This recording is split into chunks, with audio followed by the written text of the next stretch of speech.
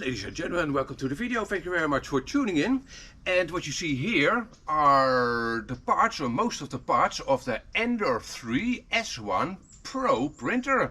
I just did an unboxing of this here printer.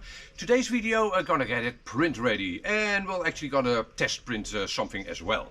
So again, in this printer I'll show you how this printer goes together, what you need to do to get it ready to actually print, level the bed and such.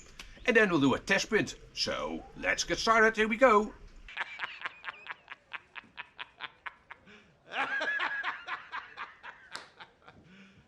You serious? So guys, the first thing you want to do is get the printer base ready, or well, on the table that is. Get the upper gantry, this is the gantry, well, the upper structure of your printer ready on the table, and the tools and fasteners you'll be needing. You've got one such bag with all the screws, with all the types of screws, and some tools, and you'll need both for this step. So the first thing I'm going to do is set the upper structure on top of the bottom structure, and then fasten it with 4 screws, and that'll be these screws, the only black screws, I think. Yeah, the only black screws, and they already have a washer on them. I think these are 45mm N5 screws, but they are the only black ones you have, and you get the biggest Allen key that came with the printer out. So that goes together. Then what you do is basically what I do is set the printer up on the edge of your table. Can I do that with one hand? No, I can't. So, okay. Pick the printer base up and set it down so that you can reach the screw holes, these screw holes, from the bottom, so that they protrude beyond your table, right? The printer will still be stable on your table like that. Hartstikke idee. So I can now reach the bottom of my printer on this side at least, and I then set the upper structure on top of my printer with the light bar. This is the Pro version, right? The light bar at the front.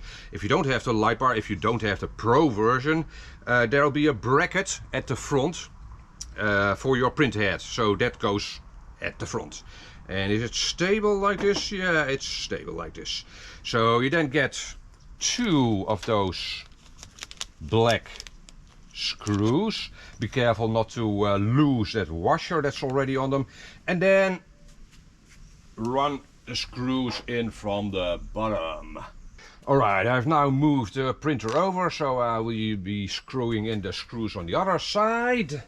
And I must say, I had expected that these are long screws, right? I had expected they'd need to be run in far, but no. It's not a tedious job, and you're ready when you think I can't yet be ready. Yeah, at the first screw or bolt I thought I had cross-threaded it, but no. Okay, definitely torque these down well and good. You don't want unwanted movement in the upper structure of your printer at all. And you will probably be picking your printer up from that upper structure, so again, screw them down well and good. Alright, and the next thing we'll do is install our printer head. So on the right side, looking at the front of the printer, on the right side of your printer head, it'll have like, well, 5 screw holes. 1, 2, 3, 4, 5. We'll only be using 4 of those, and we'll screw it in at that bracket, right? The metal bracket on the print gantry, and you'll use these screws, the shortest screws that you got with your printer. These are N3 by 6 screws, if I'm not mistaken, and you also got an Allen key that fits those screws. So take out 4 of those screws, and from the looks of it you get at least one spare of every screw with this printer, so that's definitely nice. Yeah, one spare of those. Alright, so let's first run those screws in.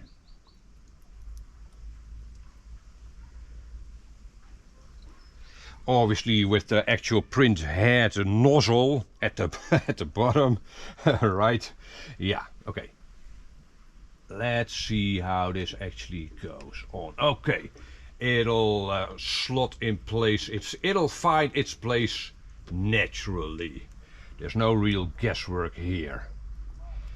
If you want to use some Loctite or thread lock, would probably not be the worst idea ever, as things will vibrate, right? Maybe I'll do that after I've shot this video. Add some Loctite to these 4 screws here. This won't be a part that you'll often take off, right? At least I won't, the print head. You will now and again be doing some servicing on your printer, but taking off the entire print head. Okay, and again, torque these down well and good. And the next thing we'll install is our user interface, the screen, and it'll go on the right side of the printer obviously. I think it's probably a good idea to first hook up the cable. So yeah, only goes one way. Basically it has some notches, that connector that goes on the bottom. The screen has some indents for those notches. So, but again, it will go on one way. Click and then route that cable into that wire guide.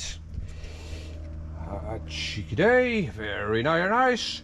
Then we need some screws, right? We need these screws. These are the M4 by 30 screws, if I'm not mistaken. And these are the longest screws we now have left. So yeah, that's easy. And we'll need 3 of those. So surely the printer comes with 4. Yep, we have 1 left. So very nice, Creality. 1 spare screw of every screw. I like that. Alright, so then you simply go ahead and screw the screen to the side of the printer. Alright, and the last hardware piece we'll add is our spool holder and the filament sensor. One piece, right? So it'll go on top of the printer and it should just snap in place. Is that it? Really? Yeah, okay, and I'm not sure if you could opt to run your filament holder to the front. I don't think so. But yeah, so it should just snap in place. Peculiar. Okay, and it's maybe a good idea to first hook up this cable. This is the cable that runs to your filament sensor.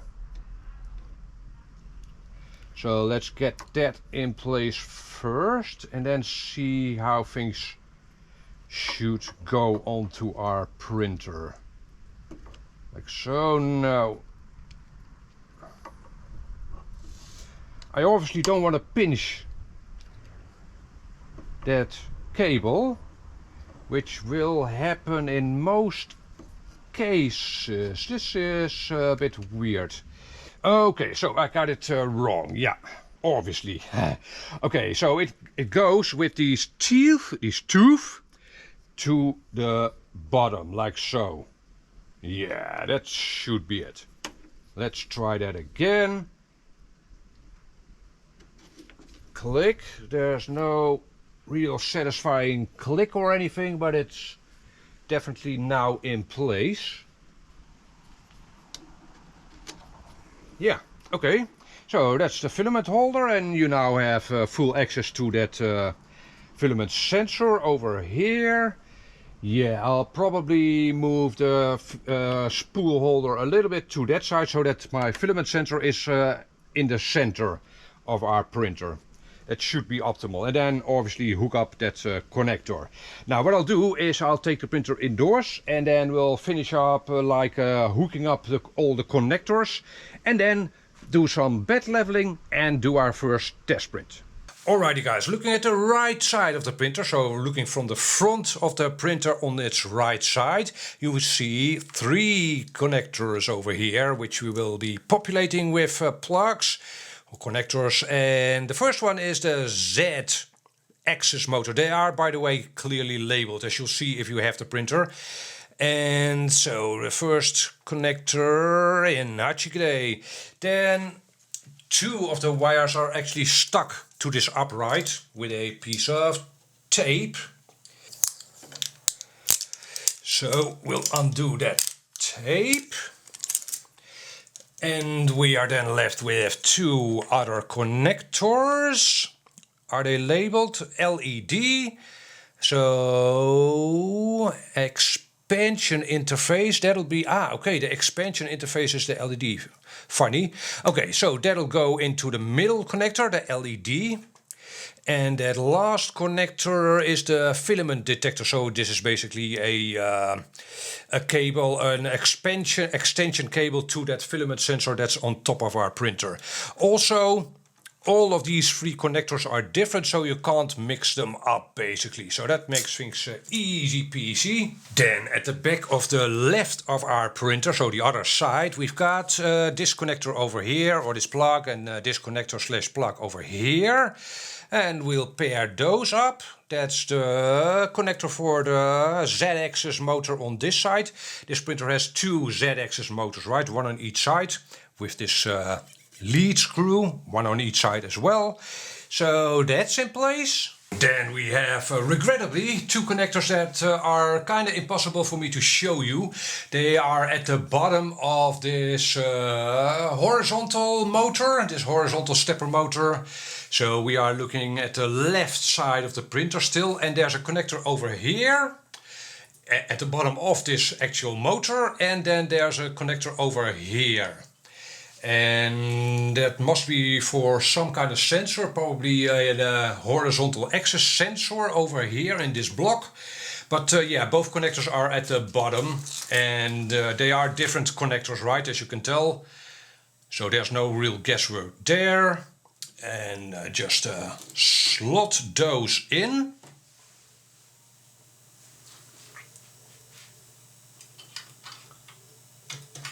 They only go in one way, and then you've got this ribbon cable, and we've got a support for this ribbon cable over here, a plastic support that we slid in place ourselves. Then at the end of that wide ribbon cable, we've got this connector over here, which slots into the print head. Move these 2 clips aside to the outwards, basically, like so. Then this connector, hopefully you'll be able to see that, has a notch. And that notch goes on that side. You'll see that the connector in the print has an indent for that notch.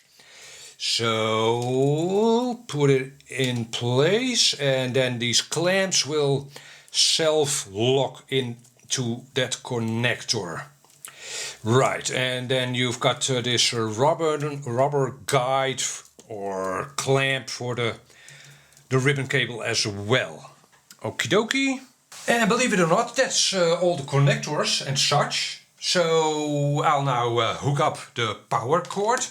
The printer came with this spare part and a sensor, basically, and a Z-axis or X-axis sensor. And on the original Ender-3, it would be installed over here, and it would sensor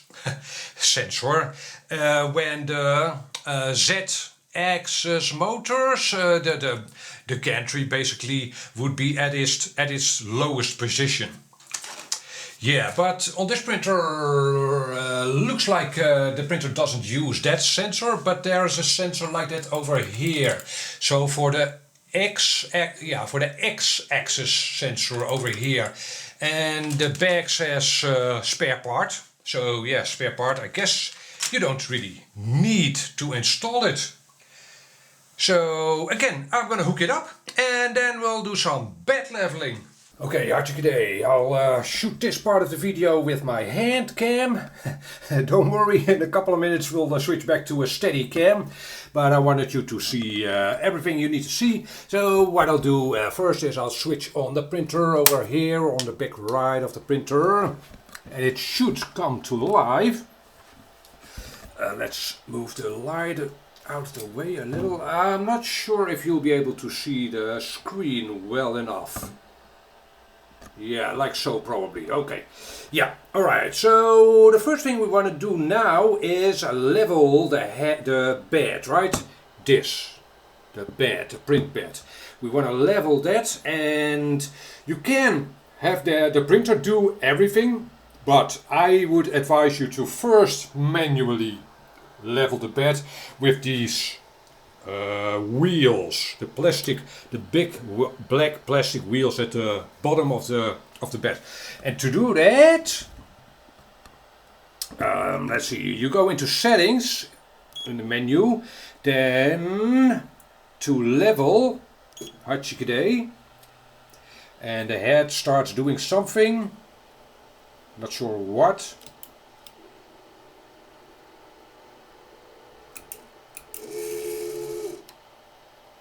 Okay, great. Then, okay, it's still moving. Okay, is that it? Okay, that's it. Then I select auxiliary level in the menu. And I'm not sure what auxiliary level means or is supposed to mean, but that's what I'll pick. Okay, auxiliary. Then we're presented with a checkerboard with 5 numbers. So what I do now is select 2. The one on the bottom left. Click 2. And the print head will move to that position. And now I will pass a piece of thick paper underneath the nozzle and adjust that wheel until it almost sticks. I can almost not move the paper anymore. I can't do that with one hand, I'll do that off screen, but that's what you do now. That's manual leveling. Then you move back to the menu and you say auto level and say start. And now the printer will go do its auto leveling song and dance. And it'll move past, I'm not sure how many positions, but quite a lot, maybe 12, 16 positions on the bed.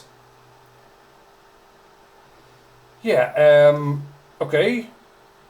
And it'll obviously use that bed sensor or that height sensor or whatever on the left of the head to gauge its height. Okie dokie, so that's leveling the bed, and not very complicated. Definitely a lot easier. And you could make do with only doing the automatic leveling, but again, I'd say make sure that the bed is mostly level and then use the automatic leveling. So why don't we go ahead and try and print something? Why don't we? So again, I switch on the printer, I had it switched off, and the bed is level. I've got that spool of filament PLA that came with the printer, right? I've got it loaded up here, dangling around.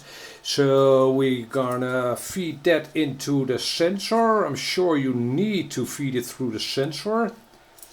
Hachikide comes out the bottom. Hopefully you'll be able to see it as it is white. Then, okay, I'm gonna set down this camera. Then I'm gonna move this bar, this handle thing to the side, probably. I haven't read any of the manual. Feed the filament into the head, like so. Then we're gonna have a look at the screen. Why don't we hit print? Okay, so I've got the memory card in the printer, but firstly, I couldn't see any of the files. You need to insert that memory card upside down for some reason. Holy shit, man. Okay, upside down. And then your printer will see the files. And okay, so let's print that cat. Cat, cat, there. Is that it? Cat. Okay, the printer says cat and then play, maybe? Okay, let's see, is anything happening? Yeah, I see that the print bed temperature is rising. Yeah, and presumably after that the print head temperature will rise. And yeah, I'm gonna have it print, obviously, and then I'll come back to you with the results. So this will be my first print. Here we go. Alrighty guys, so I'm now about half an hour in, and as you can hopefully see, the print is going well. No issues basically, however, well, no issues with this print, however, I did run into issues with my first few tries, as you can hopefully see. Yeah, I had like no bad adhesion in the first prints, and that basically was because I had calibrated the head too high or the bed too low. Or in other words, I used a piece of paper to gauge the height that was too thick. So now I've used a normal printer piece of paper, nothing special, and everything is working well. I ran into another problem actually on the second try, and here you see a partial print, and that happened because this yeah, it's no actual roll that you get with the printer, right? And this got tangled up, causing that print to fail. Yeah, that's not really an issue of the printer itself, of course, but okay, so that happened. But now things look great. So that was my video on how to get this Ender-3 S1 Pro, or the non-pro version, ready to print. And I'll be doing a review after a while, after having done several prints with different materials and such. I will also do short videos on, for instance, trying what happens if you run out of filament and then try to resume the print. The printer should be able to do that, or if you have a power outage, right? The printer should be able to solve that, even though it's never ideal. But we'll try that. Short couple of videos about that, and maybe a separate video on setting up this printer for flexible materials, TPU and such. So yeah, that'll be coming up. Hopefully this gave you some good information. If you are left with questions, hit me up a comment down below. Catch you on the next video. Bye bye.